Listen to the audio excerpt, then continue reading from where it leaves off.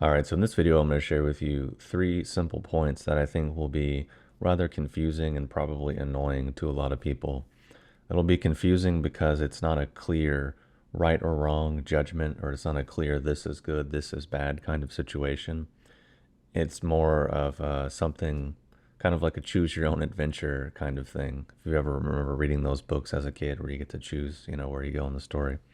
And the second reason why it will be annoying to people is that if actually genuinely reflected on, it will cause someone to have a greater sense of responsibility for their own conduct in the world and their own belief system. We really dig into the meat of the subject, I have to throw in another caveat, which I've been doing lately, which is first realizing that pointing out a critique of something or a way in which it can go wrong or be kind of a disservice doesn't mean the whole thing is bad, and doesn't mean that the individual is bad. It's not that kind of conversation. So just have to point that out. And the second reason, or the second caveat and disclaimer, is that obviously real injustice exists in the world. Obviously real evil, I guess if you want to call it that, exists in the world.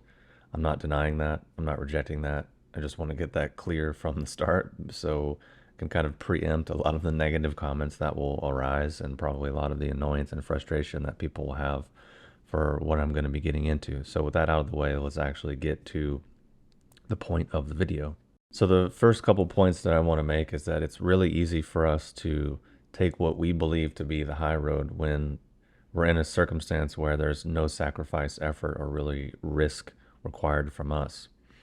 And the second is that oftentimes what we perceive to be some kind of alternative or something that's going to take down the thing we're against is oftentimes just a manufactured option, just like the thing that we think we're against.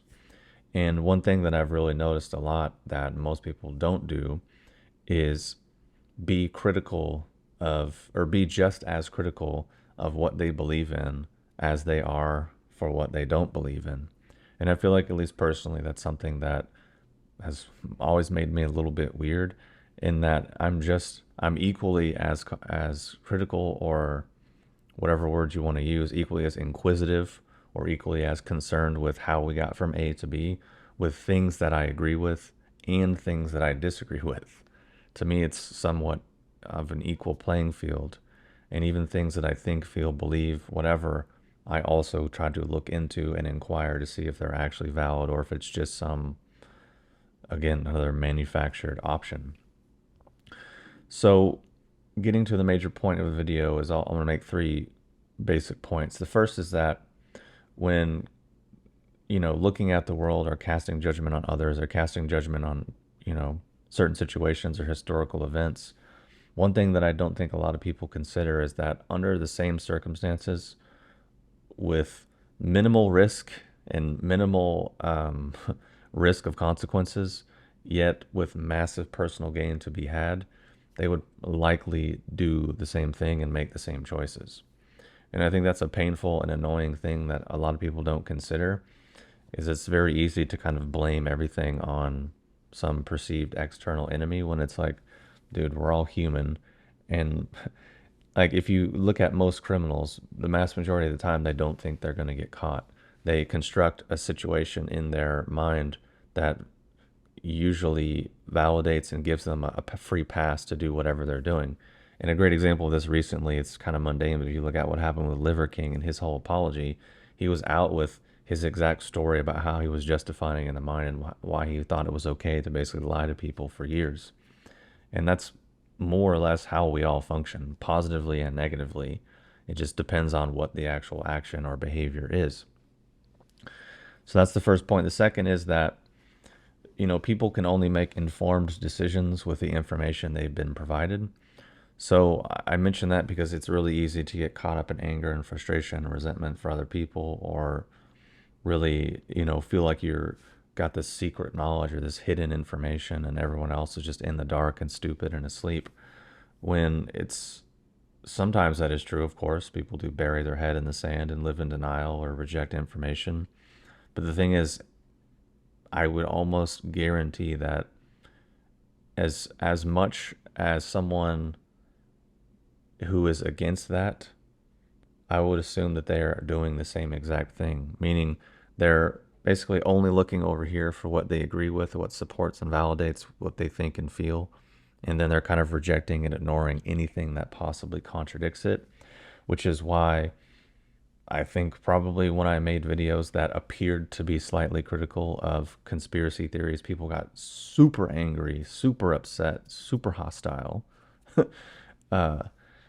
because they're not carrying the same skepticism or criticism or rational thought over to what they actually agree with.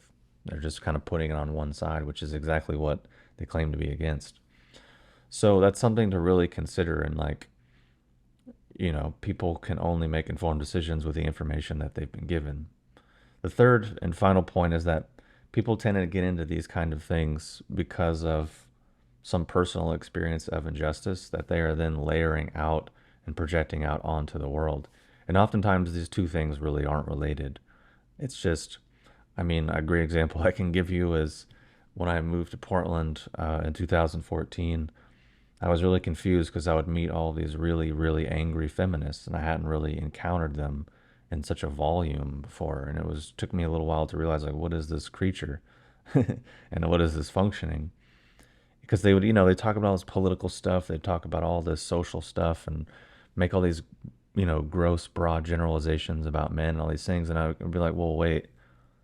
And then I eventually would unpack it, and it 99% of the time always went back to some personal experience of injustice or violation, whether that was legitimate or perceived. Because I met plenty of people that had very legitimate, let's just say, injustice put on them by men in their life, and they didn't go that super angry kind of defensive mindset.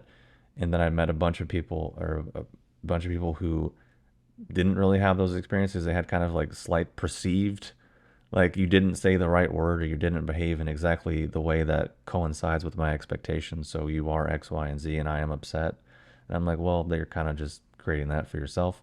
But it just kind of illustrates the point is that oftentimes it goes back to a personal experience that then people are then layering out onto the external world, which of course has some validity and has some value. And yeah, like we do need social change and policy change and things need to move forward. Again, that's kind of obvious, but that oftentimes does not address the actual dysfunction and discomfort within the individual that is driving them. So people think, oh, I'm going to solve X, Y, and Z in the outside world when it's rarely the case. It's kind of like people think I'll be happy when I get $1 million, but then they get $1 million and they're 10 times more miserable than they were when they only had $10. So it's just kind of an example. So basically, what I've realized over the years is that if we really, really look at it, I think honestly, most of the time, people don't really care about the world or care about whatever issue that they're really upset about. They're more so functioning out of their own personal sense of injustice, which is oftentimes unrelated. And they're just correlating things, doing correlation instead of causation. And they're more so driven by the identity boost and emotional rush that they're getting from being outraged or getting deeply into that sense of injustice. And they're really getting off on that sense of feeling morally superior to other people, and or they found that their life that was once kind of empty and meaningless is now full of, sensation and purpose. Because it's a weird thing that we all do, where if we feel something strongly, we assume that it is true or correct or valid or meaningful or useful, when there's a ton of examples where that's absolutely not the case. But that's just kind of something that we all fall into as humans, regardless of where we sit on the spectrum of belief systems or politics. So terms like virtue signaling, bragging, peacocking, and moral violence are absolutely applicable in this context and in this situation, and really relevant to what I'm talking about and relevant to the ways in which people behave, and oftentimes in these circumstances. And personally, I've been on both sides of it. I grew up in Midwest, small town, conservative. When I saw that side of it, like super strict conservative Christian Republican for life kind of, right wing side of it. And then living on the West Coast for a long time, I saw the other extreme, like the left side of it, and then everything in the middle. So it's really informing what I'm seeing and how I've been able to kind of point out, or at least perceive similarities in both, and not really be that impressed by either option, to be quite honest.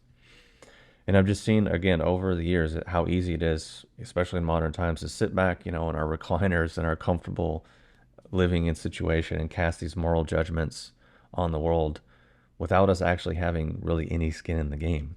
Meaning, we're not out there taking risk. We're not out there making massive sacrifice, putting massive effort into something. So then our belief systems, our values, our judgments aren't really, they're not facing any type of pressure test. They're not facing any type of real stressor. We're completely sheltered from many of the consequences and harsh realities of life. Obviously, that's a generalization, but in terms of modern life, people sitting in their apartments, condos, houses with high-speed internet, I mean, it's it's a pretty fair assumption. And I think a lot of us, as a result, live a kind of sheltered, pretty non-challenging life, which really allows this indulgence and allows us to take on kind of like a mental form of obesity in a way. Because like you can obviously see like, oh, maybe you're eating a lot of really bad processed food that's gunking up your system and making your body like really inefficient, so you're gonna blow up, get inflamed. But psychologically and or emotionally, the same exact process happens. It's the same exact thing, just on a different kind of level or frequency, depending on how you want to look at it. So I think it allows people to indulge in a lot of really trivial things that do nothing to add value to their lives, add value to the lives of those around us. And when I meet people that are, professional outragers or, seasoned conspiracy theorists or mainstream media addicts, I just think to myself, how is what you're doing actually benefiting your life? Is it improving your relationships? Is your health improving, or is it getting worse? And are you actually feeling more comfortable and at ease in life? And oftentimes I would say probably not the case. I mean, I can think of my early 20s when I was completely deep into conspiracy theories, and what really was a turning point for me is, spending a year, 2 years watching all these documentaries, following all these people, getting all this, secret insider knowledge, realizing the true history of things and the true motive and figuring all this stuff out, right? But then I realized, like, well, my life's still exactly the same. I still have the same problems that I need to solve. I still have the same issues. Now I just kind of feel worse. I feel like the world is worse. I feel like everything's hopeless and pointless, and there's no point for me doing anything. And it just was like, okay, this didn't really do much for me at all, and I just wasted a couple years of my life. And all the problems that I thought I was getting away from, I still have, and they've maybe gotten worse because I haven't done anything for the last few years. So cool, that was fun. And it's the same process that I've seen in a lot of people, and is why I want to ask these basic questions. Especially when, to go back to my previous example of when I posted those conspiracy videos and people were giving me just straight hateful nonsense, personal attacks. Um, I'm just looking at what they're saying and how they're saying it and where they're coming from, and I'm like, does living like that really, is that really beneficial for you? I mean, is it improving your health, your relationships? Is it allowing you to, have a positive impact on the world and feel more comfortable and ease in life? Probably not. So therefore, I'm kind of like, well, what are you really getting out of it? What's the real purpose? Circle back to everything that I just said in the video. So anyways, hopefully this has been interesting or helpful, and let me know your thoughts in the comments, and I'll talk to you soon.